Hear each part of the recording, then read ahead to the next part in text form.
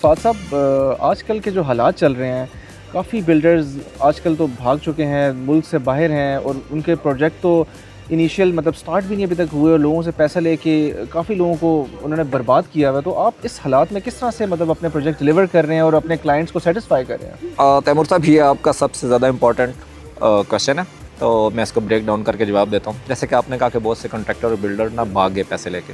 अब उसमें कुछ लोग तो ऐसे थे जो इस नीयत से थे कि बस लोगों से पैसे इकट्ठे करेंगे और निकल जाएंगे, और दूसरे वो लोग थे जिन्हें शायद रियलिस्टिक गोल सेट नहीं किए या कैलकुलेशन में इशू हुए और प्रोजेक्ट के किसी फेज़ पे आके वो फंस गए किसी भी वजह से और उनकी मजबूरी बन गई भागना। तो जैसा कि मैंने आपके लास्ट क्वेश्चन का आंसर भी किया कि हमारा जो मेन मकसद है, तो हम क्लाइंट को एजुकेट करते हैं। एजुकेट करना इसलिए ज़रूरी है कि लेट सपोज़ अगर एक 5 मरले का ग्रे स्ट्रक्चर 75 या 80 लाख में तैयार होता है और आपके पास कोई कंट्रैक्टर आता है और आपको कहता है कि मैं आपको 55 या 60 में करके दे रहा हूँ, तो हमने क्लाइंट को इतना एजुकेट किया होता है कि उसको आइडिया है कि नहीं, इस चीज़ में इतना पॉसिबल ही नहीं है। अगर एक जैसे कि वो कहते हैं ना कि जहाँ पे लालची ज़िंदा हो ना, तो फ्राडिये भूखे नहीं मरते ना। तो हम लालच में आके उन पर ट्रस्ट कर लेते हैं। तो हमें थोड़ा सा रियलिस्टिक होना चाहिए, क्लाइंट को एजुकेट करना चाहिए, और यही हम करते हैं कि हम क्लाइंट को एजुकेट करते हैं। दूसरा जो हमारा पेमेंट है ना, वो इंस्टॉलमेंट सिस्टम है। हम कभी भी क्लाइंट से बहुत ज़्यादा एडवांस नहीं लेते।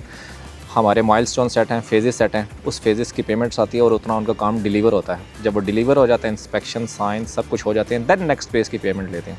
तो ये एक सिक्योर वे है, क्लाइंट इस पर ट्रस्ट ईजिली कर लेता है। तो आई थिंक यही रीज़न है कि लोग हम पे मार्केट में ट्रस्ट कर रहे हैं। अच्छा फ़ाद साहब, अगर प्रोसेस के दरमियान घर आपका आई थिंक तैयार होना शुरू हो जाता है, तो उस प्रोसेस के दरमियान अगर कोई अपना डिज़ाइन चेंज करने का सोचता है या वो अगर आपसे कहता है कि हमने डिज़ाइन चेंज करना है, तो उसमें आप उस चीज़ को किस तरह से हैंडल करते हैं? अच्छा तैमूर साहब, जहाँ तक बात है ना चेंजेस की, तो अगर मैं आपको थोड़ा सा प्रोसेस बताऊं कि हम एक घर बनाते कैसे हैं ना, तो हमारा सबसे पहले होता है एक प्री कंस्ट्रक्शन फेज़ कहते हैं जिसमें, ठीक है, जिसमें आपकी आर्किटेक्चर ड्राइंग होती है, सॉइल टेस्ट होता है, स्ट्रक्चर ड्राइंग होती है, ठीक है। इसके बाद CDA सबमिशन वगैरह प्रोसेस है ना। तो जहाँ पे आपकी आर्किटेक्चर ड्राइंग होती है ना, इस पे हमारा वीक समटाइम 2 वीक्स भी लग जाते हैं, जिसमें हमने क्लाइंट के साथ अलाइन होना होता है, उसकी रिक्वायरमेंट को समझना होता है, ठीक है, उसके नीड को समझना होता है, फिर उसके बजट और उस चीज़ के मुताबिक एक डिज़ाइन तैयार करना होता है। कुछ क्लाइंट्स होते हैं जो टेक्निकली इतने अच्छे नहीं होते, तो हम कोशिश करते हैं उनको 2D मॉडलिंग, 3D मॉडलिंग के तरीके से समझाते हैं।